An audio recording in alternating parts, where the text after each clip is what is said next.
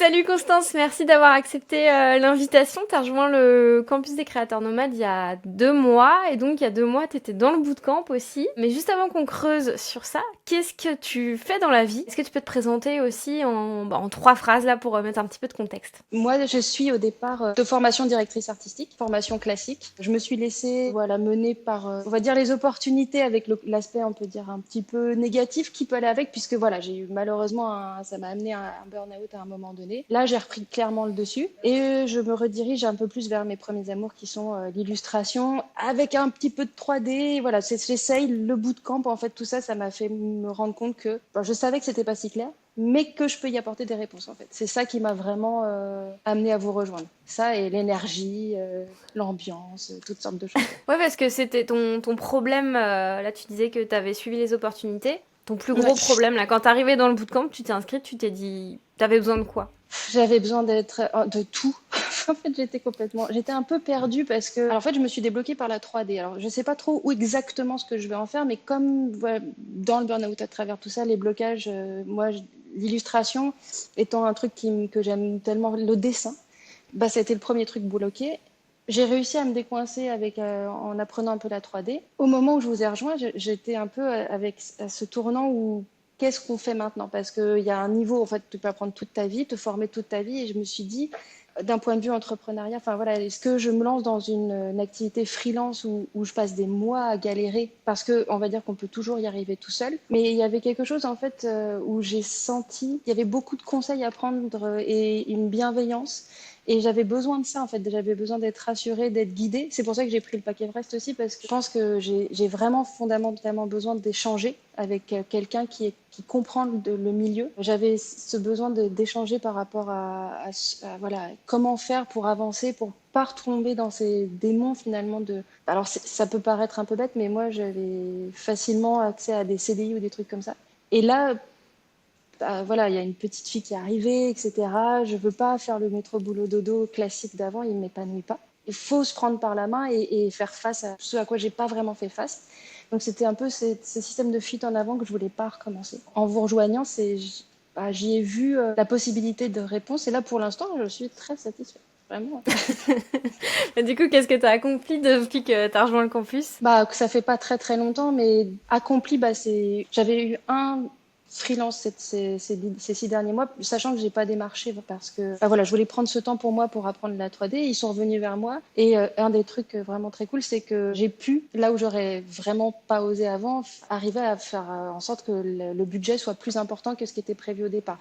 On n'est pas sur un contrat extraordinairement énorme, mais le fait de proposer un service peut-être plus intéressant que ce qu'ils avaient en tête au départ. Ça m'a énormément aidé. Puis vous avez été ultra réactive. J'ai posé des questions. En quelques heures, j'avais des choses qui m'ont aidé à faire en sorte que finalement, ce budget est débloqué. Là, je suis en train de faire ça. Et au-delà de ce projet-là, ça m'a montré que c'est possible. Enfin voilà, il y a beaucoup de choses qui sont très positives par rapport à cette histoire-là. Il y a une collaboration qui est en train de se mettre en place aussi. Donc ça, c'est hyper cool. Tu parles d'une collaboration, Ouais. est-ce que tu peux nous en dire un peu plus? C'est une Bah, collaboration avec quelqu'un du campus? Ouais, c'est ça. Elle s'appelle Léonie, qui a rejoint le campus, je pense, un peu avant moi.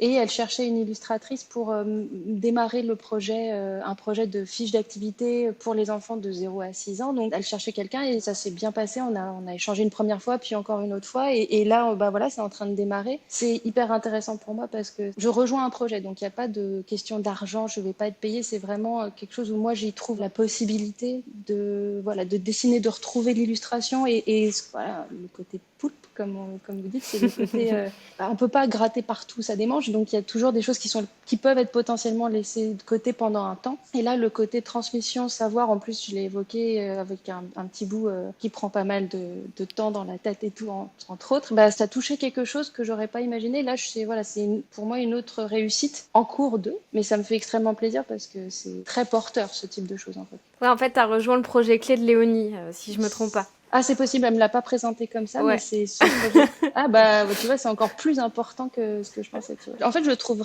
vraiment très bien. Elle m'a impressionnée par la façon dont elle a structuré ses idées. Tu vois. En fait, elle a des tonnes d'idées à la seconde. Moi, j'en ai aussi. Et elles sont très complémentaires, en fait. Et je trouve que ça génère un truc qui fait envie.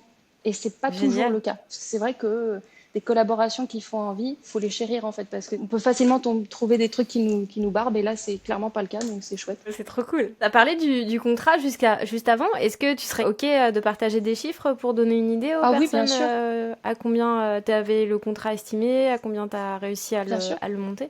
Bah, en fait, au départ, alors, le budget n'était pas ultra clair, mais elle m'avait évoqué ce qu'ils avaient en tête et les collaborations qu'ils faisaient avec les autres entreprises qui étaient autour de 600 euros. Et moi, je lui ai dit, c'est pas possible, je peux pas faire ça pour ce prix-là parce que pour moi, moi, mon chiffre, pour ce type de mission, il tourne autour de 500 euros la journée parce que comme j'ai un peu d'expérience là-dessus, Mhm. donc je lui ai dit, par rapport au temps que ça allait me prendre, c'est pas possible. Donc, elle m'a demandé de revenir vers elle avec des devis. Du coup, je vous ai contacté parce que je me suis dit, oh, secours, comment je vais faire ce truc-là? Parce que elle m'avait parlé de devis à tiroir, j'avais jamais fait ça. Je savais pas ce que c'était. J'ai compris dans l'idée ce que c'était. Et du coup, j'ai écrit à toi et il y avait aussi à Marjolaine parce qu'elle m'a suivi régulièrement dans la boussole. Ça m'avait permis de m'en sortir en fait en faisant un premier devis qui rentrait plus ou moins dans leur budget. J'ai fait un pas vers eux et ça, je pense que ça a permis de faire en sorte qu'elles puissent s'intéresser à d'autres projets. J'ai fait l'offre qui me semblait la plus juste pour eux au milieu et le pack plus que j'étais quasi sûre qu'ils n'allaient pas prendre, mais que je voulais, voilà, pour équilibrer la balance, je l'ai quand même proposé. Et ils ont débloqué un budget du coup de 2000 euros. Donc ça, c'est très cool parce que c'est même un tout petit peu entre les deux derniers que j'avais proposés. J'étais vraiment hyper satisfaite. La seule chose, c'est qu'au milieu, elle m'a demandé un autre truc, le fichier source. Et je me suis dit, je suis revenue vers vous à ce moment-là. Au secours, comment on fait? Je me suis renseignée. Et ça, c'est Mumu qui m'a répondu. C'était hyper constructif. Elle m'a dit, par A plus B, elle m'a expliqué. Et c'est passé, donc on a légèrement dépassé le budget alloué. Et c'est donc quand même quelque chose dont je suis contente, même si je pense que j'aurais pu faire un petit peu plus. Après, si tu dis que c'est des contrats que tu veux pas, si justement c'est des templates et des fichiers sources, c'est aussi beaucoup moins de... Tu sais, Bah, c'est c'est ça. toujours une balance. C'est moins C'est d'ennui, ça. c'est quelqu'un d'autre qui va gérer ça, et après c'est C'est toi ça. la DA, donc t'as pas envie de décliner tous les trucs. Donc c'est C'est toujours une... pour ça que j'étais. C'est ce genre de situation, en plus, il faut faire avec l'interlocuteur qu'on a en face. Et je sentais que si j'allais trop dans un certain type de négociation, sachant que je venais déjà de négocier, il faut faire attention, en fait. Enfin, moi, c'est comme ça que je l'ai ressenti, en fait, que qu'est-ce que je voulais en tirer, un max maintenant ou être rappelé plus tard. Et en fait, Ouais. c'est ce que j'ai ressenti et être rappelé plus tard, mais pas forcément pour ce projet-là. Donc, elle n'osait pas m'appeler parce qu'elle s'est dit, mais elle me l'a dit, tu peux faire beaucoup plus que ça risque de t'ennuyer. Là, c'est une mise en page, c'est une présentation, ce qu'ils appellent un livre blanc. Et j'ai dit, bah non, discutons, quoi. J'étais ouverte, donc voilà, c'est pour ça que je préfère qu'ils me rappellent pour des projets qui vont potentiellement m'intéresser davantage, être un peu flexible. Enfin voilà, donc, toutes ces questions, mais sans le campus, bah, ça ne serait pas passé de la même manière en fait. Là, j'ai pu être réactive, puis c'est quand même très cool, quoi. Ouais, c'est cool. Et du coup, justement, c'était quoi tes coups de cœur dans le campus? Mes coups de cœur, oh, bah, il y en a des tonnes. Moi, c'est l'ambiance. C'est hyper bienveillant et j'y suis très sensible parce que bah, voilà, ça fait un petit moment que je travaille et tout le monde n'est pas bienveillant du tout. Et ça laisse des traces en plus, ce genre de truc. Donc là, c'est un truc vraiment hyper réussi. L'ambiance est très, très, très bienveillante. Je trouve que la richesse des profils, c'est hyper inspirant. Les gens ont des idées. Ah, mais c'est dingue, c'est fou en fait. Et c'est génial. Moi, Et- hyper gentils, ils sont accessibles. Et puis aussi bah, la qualité des cours, le fait que vous soyez. Enfin, il y a tout que je trouve hyper positif. Voilà, moi, je suis très contente. Ça fait Est-ce que... deux mois. Lune de Bah miel, pas ouais. fini encore. Ouais, ouais, c'est ça. En 2 mois, t'as quand même vachement avancé. Est-ce que t'avais hésité à rejoindre le campus? Beaucoup. Il y avait une session fin de l'hiver et j'ai failli. J'ai failli rejoindre à ce moment-là, mais le truc en fait, c'est que j'ai été découragée par des gens qui avaient, en l'occurrence mon compagnon qui avait suivi une formation similaire en fait à un autre moment. Et il n'avait pas du tout trouvé son compte. Forcément, on écoute les gens, ça a eu le temps de mûrir dans ma tête. J'ai suivi votre deuxième bootcamp et j'ai encore beaucoup hésité parce que les arguments étaient les mêmes des mêmes personnes. Sauf que là, il y a un truc qui a fait que, je sais pas, je sentais que c'était le moment parce que je pouvais pas passer ma vie à apprendre juste la technique. Je sentais bien que c'est pas suffisant. Hmm. Et puis, il fallait que je m'écoute, en fait, tout simplement parce que moi, ça avait l'air de correspondre mes valeurs, etc. Et donc, du coup, voilà, on a eu un entretien ensemble de 15 minutes où je suis arrivée en parlant beaucoup. Et puis après, on a rééchangé un petit peu. Puis en fait, j'avais besoin aussi de cet accompagnement un peu coaching qu'on n'a pas encore vraiment exploré, mais je sais que c'est quelque chose que je retrouve même déjà en pouvant vous poser régulièrement des questions. Ça m'aide beaucoup de se pouvoir interagir avec des gens qui connaissent le milieu. Voilà. Donc j'avais beaucoup hésité et je suis contente d'avoir pris la décision, clairement. Et du coup, qu'est-ce que tu dirais à une personne qui a envie de se lancer en freelance aujourd'hui? C'est quoi, jusqu'à maintenant, là, les 3 leçons que tu retiens de ton parcours depuis que tu as rejoint le campus? Alors, de ma petite expérience, de toute façon, en termes de travail, moi, je pense qu'il faut pas hésiter trop parce que, en fait, t'as rien sans rien, il faut se lancer. Mais il faut pas le faire n'importe comment, en fait. Et tout ce que vous dites, de l'accompagnement à travers, voilà, les freins, il y a le cerveau reptilien, tous ces trucs qui te retiennent. Parfois, c'est fondé, mais la peur de se lancer, elle est aussi parfois juste la peur de l'inconfort, je dirais. Donc, faut passer un cap. Il faut essayer de planifier. Si tu es quelqu'un de très stressé, ce que vous dites aussi, c'est-à-dire qu'il ne faut pas faire n'importe quoi, mais faire en sorte d'avoir le coussin financier qui te rassure si c'est ça. Si tu sais juste pas quoi faire en freelance, ça pour le coup, je pense que vous êtes vraiment une formation hyper propice à la discussion et au fait justement que vous êtes là pour accompagner ça. Donc je pense le premier conseil, c'est qu'ils viennent vous parler. Je pense déjà, si c'est par rapport à cette formation-là. La deuxième chose que je dirais, moi, c'est mettre les idées dans l'ordre. En fait, c'est d'essayer de s'organiser un petit peu parce que on a tous envie de faire des millions de trucs et on se bat avec le fait que c'est ce que tu dis souvent. Choisir, c'est avancer. Je suis mais fondamentalement d'accord avec ça. Quand je donne des conseils aux autres, je dis pareil. À moi, c'est toujours un peu plus compliqué. Mais c'est vrai, en fait. C'est vraiment ce truc où il faut commencer quelque part. Ça va avec le fait d'avancer. En fait, commence. C'est comme, voilà, t'as rien sans rien dans le sens où tu vas faire un premier pas. Et ça ne veut pas dire que tout le reste, c'est laissé pour compter. Ça, c'est un truc que finalement, qui m'a beaucoup bloqué moi aussi, parce que cette fuite en avant dans mon parcours, c'est parce que je voulais pas choisir. Je me suis laissée, voilà, on me disait ça c'est bien, et puis j'étais curieuse, donc voilà, mais ça va un temps en fait. Ne pas avoir peur de faire des premiers choix. Pour le coup, dans le campus, je trouve que c'est bien fait. La façon dont les modules sont organisés, naturellement, on est amené à se poser les bonnes questions. Je trouve, moi en tout cas, il y a cette sensation que à chaque fois, je retire quelque chose qui m'aide à me construire. Tu peux coincer, moi ça m'arrive, là je coince un peu à un moment donné, mais c'est normal aussi. L'autre truc que je dirais, c'est pas grave que ce soit pas facile en fait, mais c'est intéressant. Tu vois, Ce que tu dis là, c'est hyper intéressant. Faut pas s'attendre à ce que ce soit facile. En fait, tu peux pas apprendre sans avoir eu un moment où tu bloques. Bah oui. Au niveau du cerveau, il Mm. y a un livre qui est super cool là-dessus. J'ai plus la référence, mais où justement il te montre que l'apprentissage fait que tu dois à un moment donné avoir un blocage et que ton cerveau il est juste en train Ouais. de lier les synapses et de se dire ok, le chemin est là. Avec Tu toi. peux avoir la théorie, mais en pratique il faut que tu le testes et que tu retestes comme un enfant qui apprend à marcher pour trouver Ouais. l'équilibre.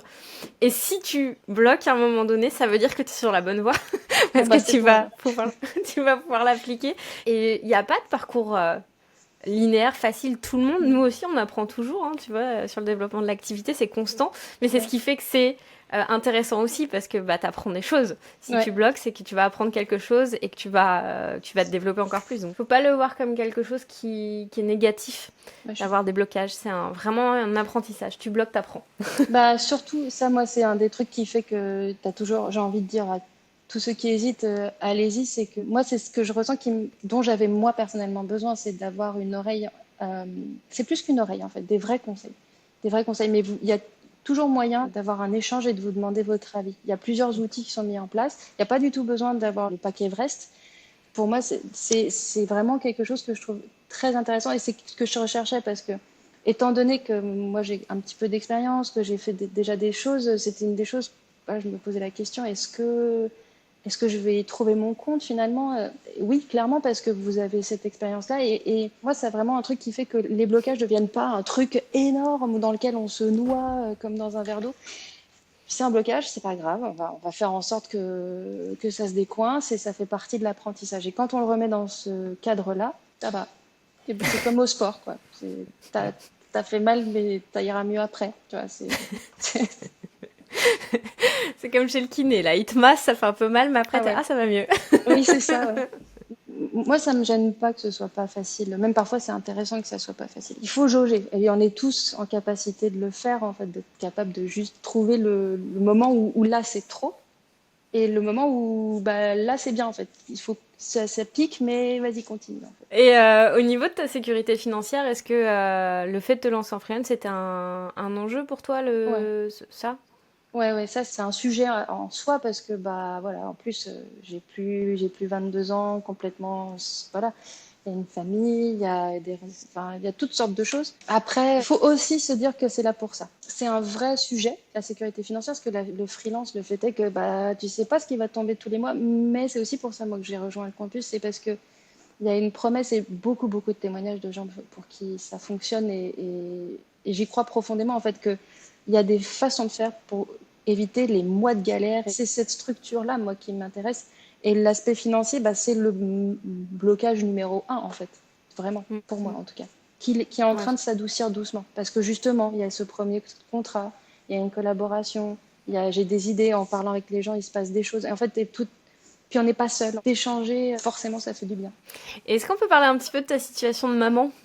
Ah ouais, bah alors là, t'as du temps? Justement, t'es maman, et t'as rejoint le campus en même temps que bah, tu te mets en apprentissage sur la 3D, que t'es Mm. maman. Est-ce que ça a été aussi un frein, toi, pour rejoindre le campus? D'être maman? Non. C'est un moteur pour tout. À peu Ouais. près. Non, pas du tout. Au contraire, en fait, c'est le truc qui fait que je vais pas revenir. Je peux pas. J'ai pas le droit de refaire un burn-out. Il se trouve que nous, on a déménagé à côté de Tours, en fait, dans une petite maison sympa, tout ça. C'est pas loin de Paris, donc pendant un moment, j'ai retrouvé un CDI assez rapidement où j'allais 2 fois par semaine, etc. Et le quotidien m'allait pas. C'est pas tant de bouger, c'était qu'il y avait toutes sortes de choses qui m'allaient pas. Et il y a un moment donné où justement partir, elle est pas réveillée le soir. Elle dort. Moi, ça me Hmm. convenait pas. En tout cas, pas à ce rythme-là, pas autant. J'étais crevée. Donc, sinon, c'est un moteur. Par contre, bon, ça demande de s'organiser. Moi, j'aime bien travailler le soir quand elle dort. Après, c'est chacun son rythme. C'est quelque chose qui me réussit. Ça tombe bien parce que du coup, tu travailles aussi avec les gens qui ne sont pas forcément en France. Au lieu de regarder Netflix des heures. Et parfois, j'écoute, quand j'en peux vraiment plus, je mets un film vraiment naze dans le fond. Et ça marche, ça suffit. Et non mais c'est rigolo là ce que tu viens de dire parce que tu sais t'as pas besoin de forcément de travailler avec des clients en France. Est-ce que tu peux rebondir là-dessus parce qu'il y a des personnes, je sais même on le voit dans le campus, qui disent ouais mais autour de chez moi il n'y a pas forcément des Ah, clients avec des gros ah non. budgets. Mais on peut aller plus loin en fait. Et c'est là Ah ouais. aussi où on peut être un créateur nomade en étant à Tours mais en travaillant avec des Ah, mais clients à l'autre bout du monde. ah bah ça, c'est une des choses qui vraiment, pour moi, c'est le freelance, c'est la liberté finalement en fait. On est stressé par l'argent, mais une fois que ça démarre, le monde t'appartient. Enfin, moi, c'est ce que je ressens vraiment. T'es maître de ton organisation. Alors, il faut être capable de le gérer. Et moi, c'est une des choses qui me séduit le plus, c'est de pouvoir justement travailler avec quelqu'un. En fait, je m'en fiche d'où il est, mais potentiellement qu'il soit en Chine et que l'autre soit à New York ou dans la petite ville à Saint-Cyr-sur-Loire. Ça me va très bien aussi en fait. Ça tient pas qu'à toi, mais tu prends en main les choses. Tu dépends pas d'un lieu, vraiment pas. La seule chose dont tu dépends, c'est ceux qui ont l'esprit fermé, qui veulent que tu viennes forcément. Voilà, donc ça, c'est avec ceux-là qu'il faut discuter. Quand tu as le statut de freelance, en général, ils t'embêtent un peu moins. Enfin, Et Léonie, bah justement avec qui tu fais une collaboration, elle était dans ton équipage ou pas Léonie, vous non, êtes en fait, rencontrés? Non. on s'est rencontrés une fois. J'ai fait 2 feux de camp. Elle était dans le premier. Et après, elle a posté du coup sur le mur. Et j'ai vu ce truc-là. Et moi, comme j'essaye de renouer avec l'illustration, etc., je me suis dit, bah voilà, je l'ai juste contactée. Et elle est au Canada en plus. Donc ça Ouais fait c'est que ça. je trouve que c'est tellement enrichissant d'aller voir toutes ces cultures, de travailler avec des gens qui... En plus, en France, on a une façon de travailler qui est particulière, qui est pas forcément négative, mais on travaille avec les Anglais, les Américains et tout. Il y a quelque chose, en fait, que moi, qui me manque un petit peu. Ici, dans la communication, c'est un peu... bon, c'est autre chose. Il y a d'autres qualités. T'as le fromage, t'as le fromage. Ah oui, non, mais attends, il n'y a pas que le fromage, tu rigoles, il y a plein de trucs. Me lance pas, ça. Oh, écoute, Constance, c'était génial ton partage. Qu'est-ce que tu dirais là, juste avant de partir, à quelqu'un qui hésite à rejoindre le campus pour le mot de la fin? Venez, il fait doux. Non, c'est vraiment trop bien. Enfin, moi, je comprends clairement toutes les hésitations qu'on peut avoir. Si c'est financier, le truc, c'est qu'il y a vraiment plusieurs options.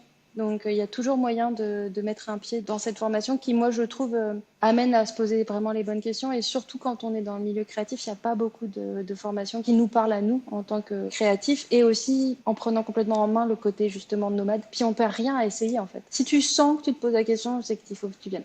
Merci Constance. Et où est-ce qu'on peut retrouver ton travail et découvrir tes illustrations, ta 3D, tout ce que tu fais? Alors, c'est en cours de réorganisation, tout ça, mais j'ai un site, c'est constancerousseau.com. Tout ça va être remis complètement à jour, mais ça donne une vue assez globale de ce que j'ai pu faire. Le côté illu 3D est plutôt sur Instagram, alors Constance Lupovici ou un truc comme ça, parce qu'on est tellement de Constance Rousseau que j'ai pris le nom de jeu de fille de ma mère que j'ai porté quand j'étais petite, donc je le mettrai. Voilà. Trop cool. Bah, on se retrouve dans le campus. Encore merci beaucoup Constance pour ton partage. Avec plaisir. À plus.